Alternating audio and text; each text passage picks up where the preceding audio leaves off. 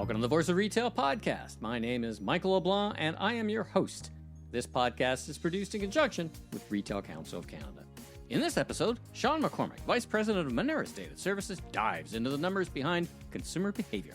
From Taylor Swift's massive economic impact in Toronto to hot off-the-press Black Friday and Cyber Monday insights, Sean unpacks the data driving holiday retail trends. He offers strategies for retailers to maximize their success.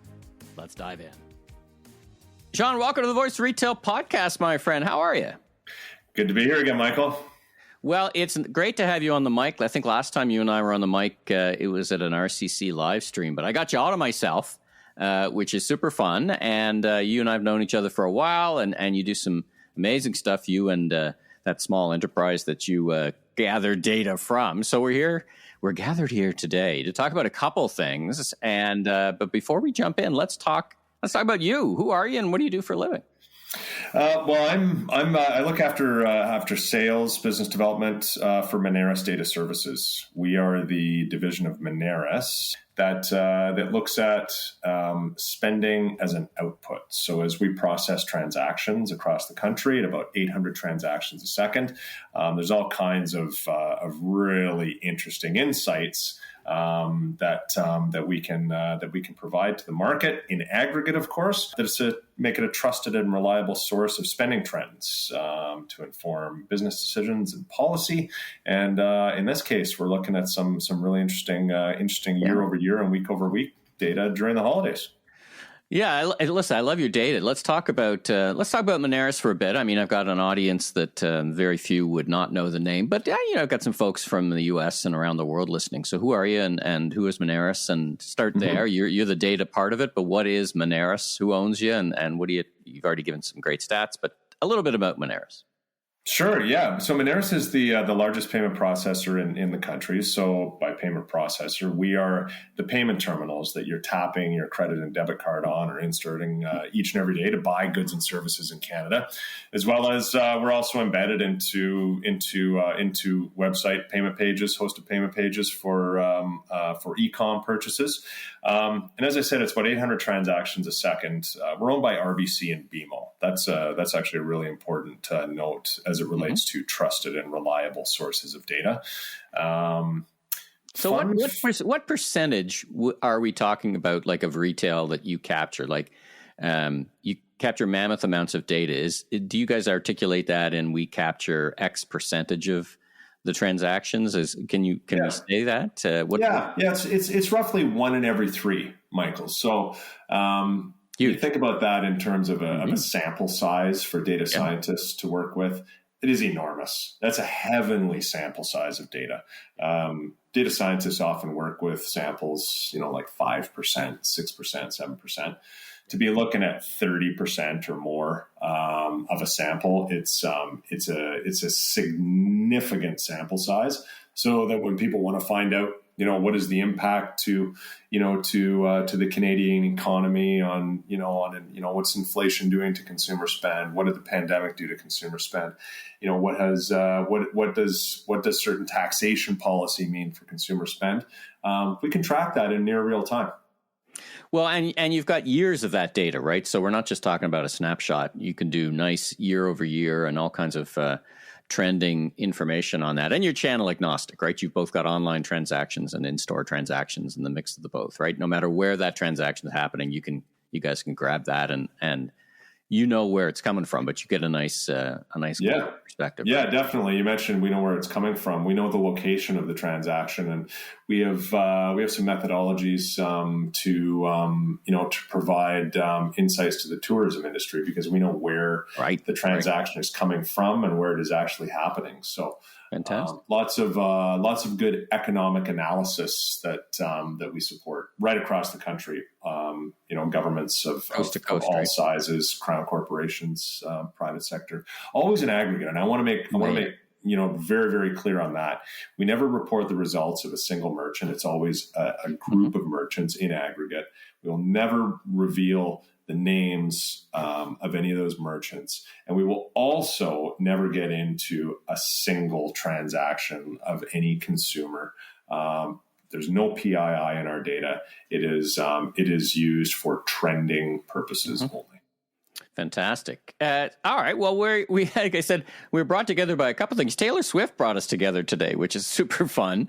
We're going to talk about, because I'm super curious, the phenomenon that is Taylor Swift and her impact on cities. She just finished a big tour in Toronto. She's in Vancouver just last week, wrapping up this epic tour that she's been on like for 10 years or something. I think it's actually only 2, but and just, I can't have you on the mic at this time of the year without tapping into any insights you can provide us about Black Friday, Cyber Monday, and holidays. So we'll get to that part. So stay tuned for that part. But let's talk about Taylor Swift. So, one of the things that we often hear is that when these big events come to the city, and sometimes it's this big sporting event, and sometimes there's an investment in that sporting event, which I'm not a big fan of. But, when you have a Taylor Swift come, that it makes an economy of itself. So what kind of impact did you see at a high level for Taylor Swift's visit and tour here in Toronto? Well, Michael, it's not often that an event produces the kind of spending impact that we saw from those Taylor Swift shows. It's I wouldn't even say not often. It never happens. So broadly speaking, total spend in downtown Toronto in the geofence that we looked at was up 45%. Wow. Versus the week prior to those shows. And a little bit of color on what we defined as downtown. There are 12 FSAs in and around Rogers Centre. FSAs is the first 3 digits of a postal code. So we reasonably expected that would be where we could reasonably expect that the effect of having 60,000 people per show downtown would have a spending impact, and it had a massive impact, like 45%. Like, let's round up, call that 50. That is a gift from the heavens if you were any kind of a restaurateur or an apparel retailer. It was a heck of a week. Now, some of that would have been volume, like in a restaurant, it would have been a volume thing. But I know that from the hotel sector, because I tried to actually book for a friend a hotel room a couple of months ago downtown. I'm like, what's going on? The prices, like at the hotels downtown were $1,900. Now, in that number, that 50% number, is it both an increase of transactions or is it from the hotel sector, just a massive increase in the actual rate? Do you have any thoughts on that? Yeah, we're looking at the total spend, Michael. So that's total dollars pumped through the pipes. Within hotels, what we saw is that the foreign spend dollars was up 45%. As you think about foreign spend, most of it came from the U.S. Vast majority came from the U.S. That was about 83% of the volume came from the U.S. Another 3% came from China. So foreign spend volume was enormous, an enormous increase in hotels, 45%. Hotels on the whole, total spend was up 16%. So, that's made up of both domestic and foreign. So plus 16%. The thing to remember about downtown Toronto, which is very different than a lot of the areas that we do spending studies on, is that there's always something going on. Right? It's not as though Thursday to Saturday is a dead zone, or downtown Toronto. There's always a Raptors game. There's always a Leafs game. There's always a big concert. There's always a big show. There's always a reason to come downtown to be entertained. So when you think about hotels at plus 16%, you might be like, well, I expected that to be a lot higher. The reality is that Thursday to Saturday in downtown Toronto, hotels are already elevated to begin with. So if some of those rooms were booked at $1,500 a night or $2,000 a night, that would be a massive increase over the $800 a night that they're already charging. So you need to really think about Toronto as a destination. We're really lucky. I live in Toronto, and I feel really lucky that I can take a cab downtown 20 minutes away and go take in some of this entertainment. But yeah, it was a heck of a week. It's interesting because I was on a flight back from New York towards the beginning of that week. And on the flight, there was a few Swifties, I think, that were on the plane. And I was talking to a couple of them. And as you said, they were coming in from the U.S. to see the show. And we were just talking in the line as we were just waiting. I said, where are you staying? And they were actually staying out in Mississauga because they'd found an Airbnb in Mississauga. Right. And so it got me thinking about, when I was looking at your data, that you're capturing a slice of data that makes some assumptions as you need to do. But it's fair to say, and this is probably not a data assumption, but a logic assumption, that there's even more economic value created from people staying and dining and visiting friends outside of the downtown GTA, outside of that geography. Yeah, would you think that's a fair assumption? Absolutely. I think I would say that's absolutely fair. It becomes more difficult to measure the lift the further out from the epicenter of the event, right? The further you go out, it's a couple of hotels that are full, and they would normally be 80% full. On the whole, that becomes a factor, but less of a factor when you're looking at the overall measurement, because the dollar numbers are getting so large. That's why when we zoom in and we look at that, that 10 or 12 FSA area around Rogers Center, we can see things like clothing stores being up 49%. That's massive. I mean, let's talk about that, because my first assumption, again, thinking about Taylor Swift, is I'm thinking, okay, that's dining and services. But from your data, and you've just started to parse that out, there's both a lift in dining and entertainment, but also a pretty big lift in retail. So could you parse those two out for me? Yeah, and how nice was that for apparel retailers? Like you're in the industry, how tough a year it's been for the apparel industry. It's been a real dead zone, and for apparel retailers, in and around the study area to be up 49%. Here's what I think happened. I think that it's not too far of a stretch to say that the average Taylor Swift visitor, and when I say visitor, I mean most of those 50 or 60,000 fans at Rogers Center came from outside of that 12 FSA zone. So they're coming downtown and they're spending the day. I drove by Rogers Center on one of those event afternoons, and there were thousands of people lined up at 2:00 in the afternoon. Mm-hmm. So I think what's happening, and this is a perfect storm for the retailers. These young people are getting dropped off by their parents at noon, and they're hanging out in downtown Toronto, and they're going and they're shopping in stores that they would otherwise not be shopping in, making that, that trip into Aritzia or the Gap or wherever it is they're going that they might not have access to that retailer where they're coming from. They got the afternoon to kill. And they're going there, they're buying some clothes that they're going to wear to the concert. They're literally walking out of the store of the door, wearing the clothes, ripping the tags off and going to the show. So there's that. And then we look at, something like accessory and specialty up 102% week over week. So what is accessory and specialty? Well, specialty includes jewelry. Yeah. And there were one or two Taylor Swift fans wearing jewelry. A little bead work going on. Right. Accessory, and that's self-explanatory. So when you see accessory and specialties up 102% week over week, that is also notable, to say the least.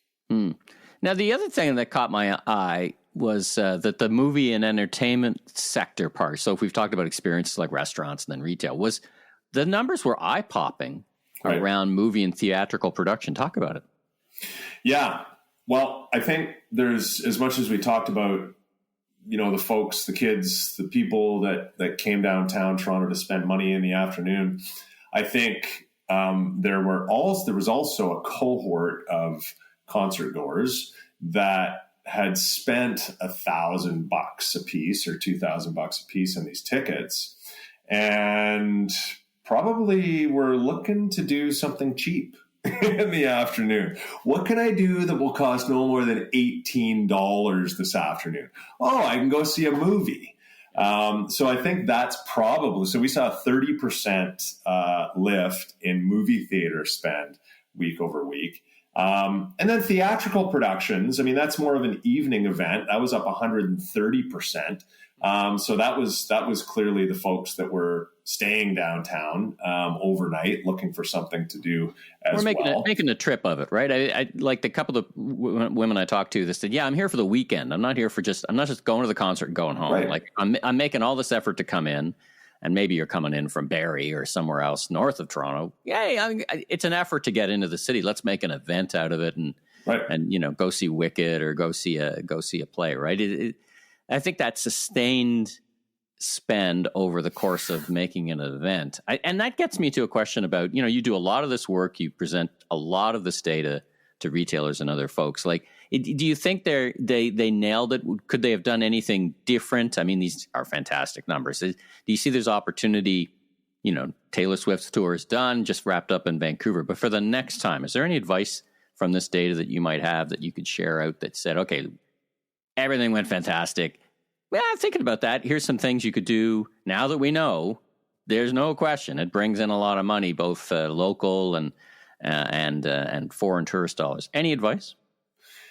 Yeah, I think that if there was, it's hard to argue with the increased volume that the hotels and the clothing stores and the movie theaters, they were all able to absorb that volume. That's not easy to do, right?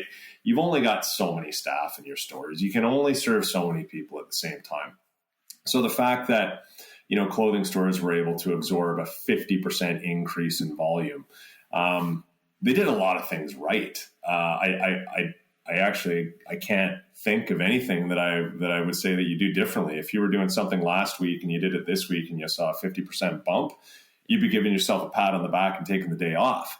I would say that maybe it would be on the restaurant side of the ledger. Restaurants, we saw for all 6 shows, we saw a 12% increase in dollar volume week over week. So normally 12% is pretty good. It's very good, actually, compared to the 49% in the clothing stores and the 102% in accessory and specialty. 12% seems, a little less dramatic. And there's a good reason for that. And the reason is you have a finite, and if you're a restaurant owner, you have a finite ability capacity, right? Yeah. You only have so many seats in your restaurant. You could seat 100 people and you might have 100 Taylor Swift fans at the door. There's nothing you can do. They're standing outside until a table opens up. So, there may be a strategy in there somehow, some way, to capitalize on the food delivery scenario, right? No, whether it's, Uber Eats, that kind of thing, to have some kind of a promotion on, so that those restaurants can still pump out more volume, higher volume of food and generate more revenue without being hamstrung by the seating limitations in the restaurants. The one thing that struck me, and I think there was some of this, but is big brands who may or may not have stores in that trading area doing activations and pop-ups, like a pop-up store. Imagine like a Lululemon or a Viore doing a pop-up trailer in and around that area. Like, of course, Toronto's not easy from the bylaw perspective, but it just makes me think, how do you have this mobile idea where, we got a store, it's got, as you say, a fixed capacity, but let's see if we can increase the capacity with some pop-ups. I know some of that was done, but that's the thing that popped in my head. Right. And so just off the top of my head, I'm just thinking like, there's a lot of impulse purchases in this data. Right. And we've seen as people have become more and more comfortable with, buying apparel online. Think back a few years ago, people were like, why would I ever buy a pair of shoes online? I got to try them on first. That type of thinking tends to be fading a little bit. Still merit to it, but it tends to be fading. People are, getting more comfortable with the online purchase. So a pop-up. Do you even need a pop-up, Michael? Like maybe all you need is a billboard and a QR code. Maybe you just need a truck driving around, one of those like signage trucks with a big sign and a QR code. Scan me now. Yeah, the scan now. There's again, that's preying on the impulse. But that would be maybe one idea. But I tell you what, there's a lot of fish in that sea. There's no question about that. Hey, there's a product that was called out in some of the notes that I got sent before the interview called the DCC, the Dynamic Currency Conversion. What is that? Talk about that, and what's that for retailers? Yeah, we've seen a lot of retailers over the last number of years opt for dynamic currency conversion, and it's difficult for visitors from another. I mean, think about it whenever you travel in the U.S. or anywhere else in the world that you might go, you got to pay for something, and there's always a delta between what you see on the ticket on a pair of jeans in Canada and what you see as the ticket on the pair of jeans in the US. And then you got to figure out, okay, what's my currency conversion right now? What's that going to be? And there's a lot of really fuzzy math going on there. Well, with dynamic currency conversion, you go to the checkout and you're paying for your items. And as long as you're paying on a Moneris terminal, provided that the merchant has DCC activated, it will give the consumer the option to pay in Canadian or American, and there will be two different amounts. I see. Okay, I got it. The Canadian amount will be, approximately 40% more right now as of today than the U.S. amount. So it gives the consumer a little more peace of mind and knowledge about what they can, the actual amount of money that they're going to see on their credit card statement, the amount of that purchase, and also for budgeting as well. If you're a tourist, we just talked about impulse purchases a couple seconds ago. If you're a tourist, those impulse purchases can rack up. So if you know exactly how much you're going to be spending at the till, it's peace of mind for the consumer, and it's a really nice option to have as a consumer. It's a really nice option for the merchant to provide. So, as any retailer will tell you, it's all about customer experience. From the second that customer walks in the door until the second they walk out with a bag of goods or a basket of goods. And that dynamic currency conversion is another piece to that puzzle. You know what jumped out at me as I was just listening to you was there's a lot of people who may or may not come from the U.S. to Canada often, and they don't always understand the depth of the currency exchange. So like it's not just a customer service. It's like, hey, you're paying $30 for those jeans, but it's actually $23. And I saw, in your currency, the U.S. is such a strong dollar versus ours, and probably, who knows, might even get stronger. Anyway, so I just thought I'd call that. All right, so that's Swift. Congratulations, Taylor Swift, and all the merchants and everybody who took advantage or were successful in that tour. Let's bridge ourselves over to talk about Black Friday, Cyber Monday, the holiday. Now, you and I have been on live streams before, and we've debated which is going to be the biggest day, and we talk about all those things, and so we haven't got the full holiday season isn't a wrap yet. But you shared that you've got some data to share around Black Friday, Cyber Monday, the event, the week, and the days. What do you know, and what's the top line? Well, top line is really good. It's really good from an event day perspective. So like how successful is the event itself, Black Friday and Cyber Monday? And then the other thing that we looked at is how successful was the event versus the event last year? So two different ways to look at that. So which one do you want to start with, Michael? You want to start with week over week, or do you want to go year over year comparing Black Friday, Cyber Monday to last year? Let's go year over year and then week over week. Sure. So last year, Black Friday, Cyber Monday was flat year over year. So there was literally no bump in dollar volume on Black Friday 2023 versus Black Friday 2022. This year, The year-over-year increase was 11%. So Canadians pumped 11% more dollars through the pipes on Black Friday 2024 versus Black Friday 2023. A massive bump. Same thing happened on Cyber Monday. Cyber Monday was up 10% year over year on Cyber Monday. Fantastic. So, and do you have any insights around channels, whether it was up online, up in stores? Any insight you can share? No, we don't. We didn't break out those cohorts. What we did is we looked at consumer retail in aggregate, and I think what's happening. There's a number. I mean, this data is very, very fresh, and I think what's happening here, Michael. One hypothesis is that when we look at September transaction volume, that's the most recent data that we've got in aggregate. September transaction volume across the Moneris network, accounting for same store methodology. So we're eliminating Moneris business bias in there. September transaction volume was down 3%. So total dollars pumped through the pipes in September was down 3%. So, and that's year over year. So when we see year over year results for Black Friday and Cyber Monday of plus 11% and plus 10% respectively, that says one of two things.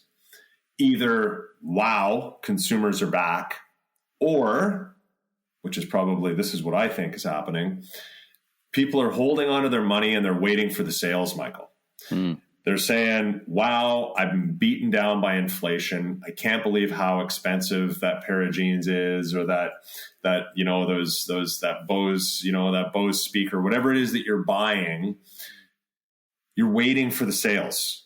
You're being choosy. And Canadians got after it on Black Friday and Cyber Monday. And that is, that's a success. To see that kind of bump year over year, definitely a success. Well, it certainly creates great momentum for the rest of the year. I think you're absolutely right. Canadian consumers are just intense deal seeking now. I mean, it's if they were looking for deals, now it's deal. They're crazy about deals, and it does bring up the thing, and you won't have the answer to this question because it's happening right now. But the retailers I've spoke to are kind of worried about, between that and this kooky GST holiday, that the trough that is typical after Black Friday, Cyber Monday, there's always a bit of a lull. It will be deeper. And the countervailing idea is that, but it's, Black Friday, Cyber Monday was late this year. So the calendar is really very dynamic. I think there's general confidence in the Boxing Day event. Does that make sense to you? I guess it's something you'll be watching out for. Is you also got this impact of this GST holiday that kicks in, in a couple of days, I guess. What are you thinking about all those things? What do you think the dynamics are going to be? Well, it's interesting. You talked about the velocity of the event itself, and the what was the impact of Black Friday, Cyber Monday taking place 1 week later in the calendar. Well, it's going to jam up. It's going to jam up my holiday spending schedule. There's no question about that. I got 1 week less to work with, because it's kind of the kickoff, right? It's like Black Friday rolls around, it hits you square between the eyes. Like, oh my God, I got to get out there and stuff some stockings, right? But if you look at week over week, we talked about the bump year over year. Week over week comparison. So Black Friday 2024 versus the previous Friday, and Cyber Monday 2024 versus the previous Monday. That's really an indicator of the event day itself. So how big is that event day on the calendar? What is the impact? What's the psychological impact to consumers? And we saw a week over week spending increase on Black Friday of 29%. Wow. Versus the previous Friday this year. People were holding off. That's what that tells me, right? And last year that effect was 23%. So we saw 29% this year. And the same thing happened on Cyber Monday. It was actually a little bit more dramatic. It was a 13% increase Monday versus Monday. And that's up from a 5% increase Monday over Monday last year.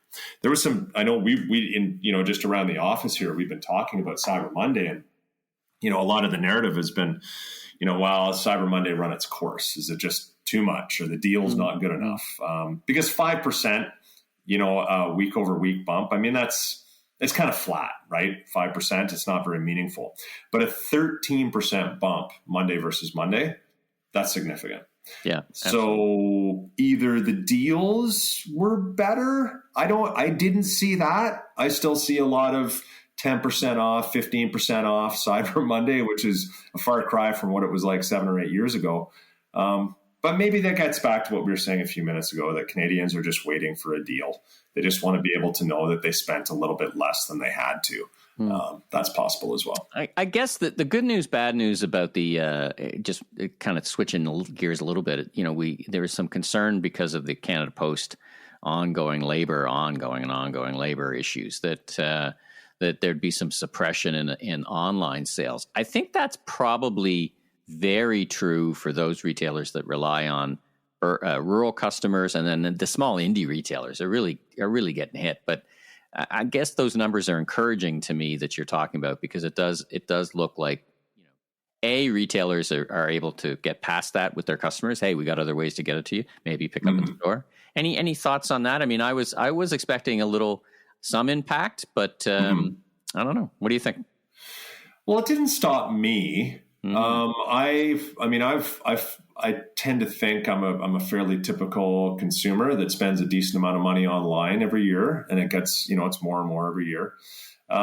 It didn't stop me. I think that most of, if not all of the retailers that I bought online from, they all had, an asterisk somewhere on the homepage about Canada Post delays.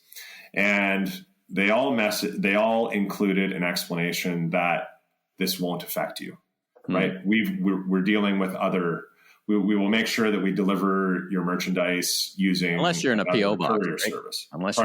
Unless you're in a PO box, or right, the PO box for sure. Yeah, definitely. The other option, and this doesn't apply for everyone, but it applies to a certain cohort, is buy online, pick up in store. Yep. So if you do want to support your local merchants, and we all do want to, because I live in the beach here in Toronto, and our community would not be the same if we didn't have local merchants. Absolutely, it's the vibe of the community, and I'm perfectly fine knowing that if I can buy something online, I just want to make sure I got it. Right. Did I get it? Okay, good. Yeah. Now I can, pick it up on my next time, flying by whatever store I'm buying from. When I was at Hudson's Bay and Zellers, we called that trip assurance. In other words, I just want to know it's there, right? Right. I just want to know that I'm happy to get in the car and go get it, particularly at this time of the year, particularly to support indies. I just want to know it's there waiting for me. So it's a great solution. Well, this has been just a fantastic conversation. I got to get you back on in the new year and see what we can learn out from the rest of the year. But in advance of that, how do folks get in touch with you and learn more about your services? Well, it's monerisdataservices.com. Lots of really cool case studies and information about our data and who uses it. It's trusted, it's reliable, it can inform a lot of policy. And I love something that one of my clients said to me a couple of years ago. Data is the change you don't see coming, and that always rattles around in my head. And we like to support our clients and to help them meet their research objectives. So it's been a lot of fun working with you this year, Michael. Thanks for having me. Hey, it's my pleasure. Now, if people want to get in touch with you, are you a LinkedIn guy? Is that a good way to get in touch with you? You follow me on LinkedIn? Fantastic. Definitely. Yeah. Look me up on LinkedIn, hit me with a DM, and happy to chat about any and all research objectives. Well, Sean, thanks for joining me on the Voice of Retail podcast. Not the first time, won't be the last either. I wish you continued success with the organization. We'd be so curious to see who wins our little bet. Is this Saturday before Christmas the big day, or is it going to be, I don't know, what did you say with the Monday? I think. Oh, I think I said Saturday. I think I said Saturday. We're gonna have to roll back. We should have wrote that down. Oh no, it's recorded. I'm gonna go check it out. I think you're edging. Anyway, listen, my friend, thanks for joining me on the pod, and for you and your family, happy holidays, and look forward to keeping in touch. Thank you, my friend. You too. Thanks for tuning into this episode of The Voice of Retail. If you haven't already, follow on your favorite podcast platform so new episodes will land automatically each week. And be sure and check out my other retail industry media properties, the Remarkable Retail Podcast with Steve Dennis and the Global E-Commerce Leaders Podcast. I'm your host, Michael LeBlanc, Senior Retail Advisor, Keynote Speaker. If you want more content or to chat, follow me on LinkedIn. Safe travels, everyone.